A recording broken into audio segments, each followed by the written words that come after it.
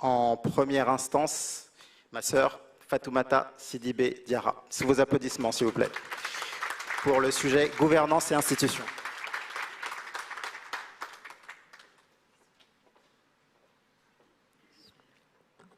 Merci Erickson. 60 ans que nous nous définissons en fonction de critères qui nous sont étrangers. Régime pluraliste, régime de parti unique, régime libéral, régime communiste, régime socialiste, mais où est le régime adapté aux pays africains dans tout cela? 60 ans de mascarade électorale, tenez-vous bien, entre 1960 et 1989, sur 102 élections présidentielles, le président en exercice a remporté les élections avec en moyenne 92%. Les partis du pouvoir ont obtenu en moyenne 83% des voix.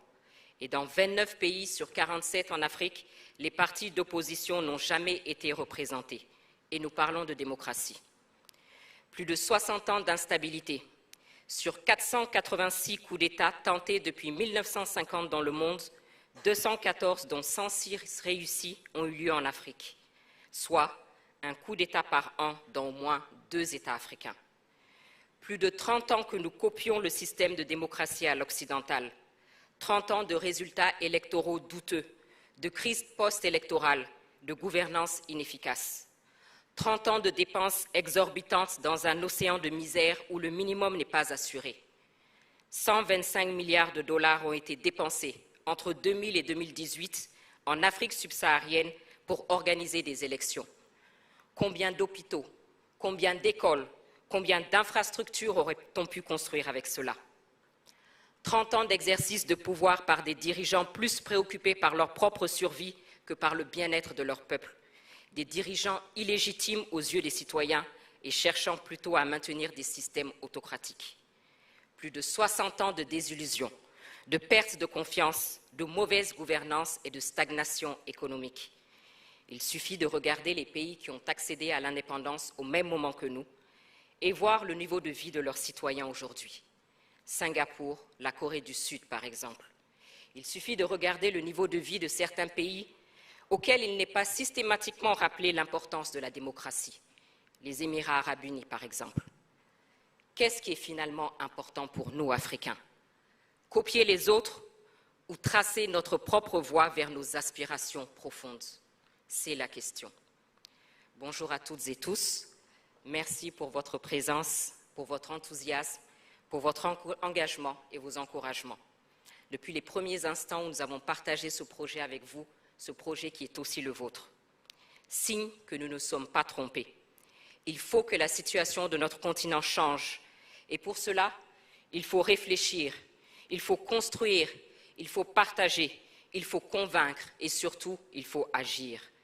Car si nous ne le faisons pas, personne ne viendra le faire à notre place. Je viens de vous décrire la situation qui est inacceptable.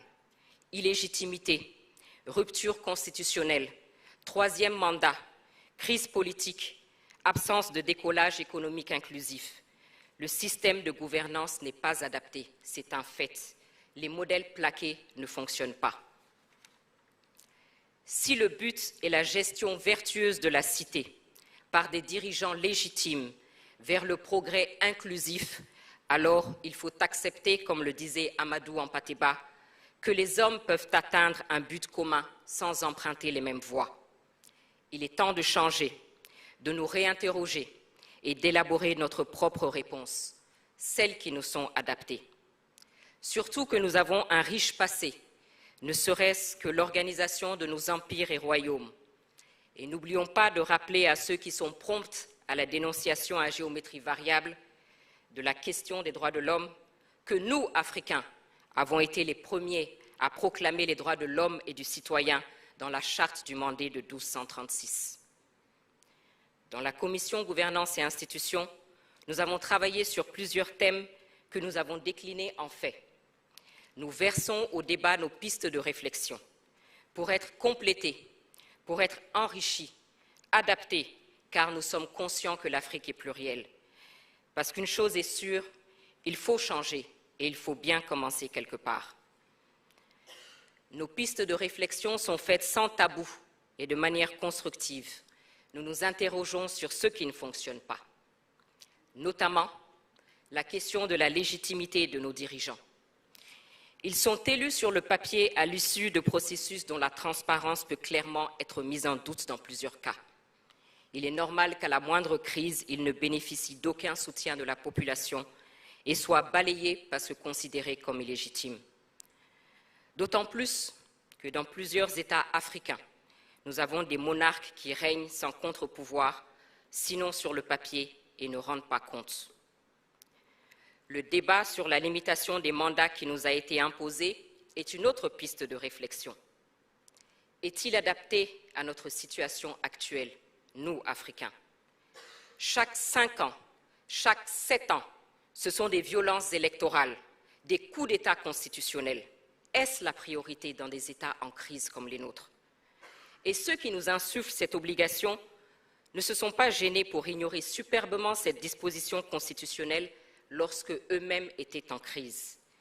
Souvenez-vous du président Roosevelt des États-Unis, élu pour 4 mandats, et je ne parle pas du général de Gaulle, président de 1958 à 1969. Nous voyons tous la situation de nos États. Pourquoi ne pas dépasser ce débat et se poser les vraies questions qui sont: comment désigner des dirigeants qui gouverneront et travailleront uniquement au service d'une vision partagée? Autrement dit, qu'est-ce qui est important pour nous, Africains? Est-ce que ce n'est pas ce qu'on fait du mandat et non sa durée? Et face à un dirigeant dont le pouvoir dévie, il faut avec responsabilité réfléchir aux mécanismes de destitution, des mécanismes connus de tous et encadrés. Parce qu'actuellement, vous l'aurez constaté, le mode de destitution le plus utilisé est le coup d'État. Les coups d'État, parlons-en. Un proverbe malien dit qu'après une chute, ne t'intéresse pas au lieu de ta chute, mais à ceux qui t'a fait tomber. Au-delà des condamnations quasi automatiques, ne faut-il pas s'interroger sur la cause de ces coups d'État? Et pourquoi ils suscitent à chaque fois un espoir de changement pour nos populations? Mais également, ne faut-il pas que nous arrêtions les faux fuyants et que nous considérions la question de l'armée, qui est clairement un acteur à part entière dont il faut définir le rôle? À côté de nos dirigeants, la question des acteurs de la gestion de la cité, le citoyen, la société civile et les partis politiques est aussi une piste de réflexion. Le citoyen a voix au chapitre uniquement au moment des élections. Nos sociétés civiles sont moribondes ou devenues des instruments aux mains des puissances étrangères. Et les partis politiques voient leur nombre exploser et sont souvent devenus des moyens d'accéder aux postes ministériels ou autres avantages plutôt que de participer à faire avancer le débat. J'ai parlé de légitimité tout à l'heure. Justement, ceux qui en bénéficient sont nos légitimités traditionnelles, dont la place est connue, acceptée, respectée de tous. Ne devrions-nous pas leur redonner leur place, les remettre au centre, à équidistance des jeux politiques et assurer leur indépendance financière? Ces pistes de réflexion sur lesquelles nous travaillons concernent donc nos institutions internes, bien entendu, mais cela est valable pour nos institutions régionales et sous-régionales.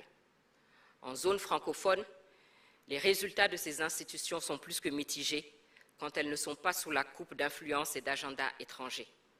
Sinon, comment expliquer que les décisions de ces institutions dites africaines soient annoncées depuis une capitale européenne, ou alors que les chefs d'État de ces institutions soient invités par un chef d'État européen à tenir leur sommet dans une ville américaine? Qui paye commande? Parvenir à l'indépendance financière de ces institutions est donc une question cruciale. Ces pays qui tentent de nous imposer leur agenda ont tous leur politique africaine, alors que clairement, nous-mêmes ne parvenons pas à bâtir une politique africaine commune digne de ce nom, et encore moins une politique africaine du monde. Le dénominateur commun à toutes ces pistes que je viens d'évoquer est la prise de conscience et le sens de la responsabilité.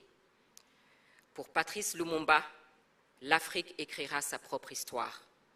Le temps est venu. Le temps est venu sans idéalisme, sans tabou, et en ayant le courage de remettre en cause certains principes érigés en dogme, et en ayant à l'esprit les besoins réels de nos concitoyens, le temps est venu de rechercher nos propres réponses. Et c'est ce que nous essayons de faire, parce que personne ne viendra le faire à notre place. Je vous remercie.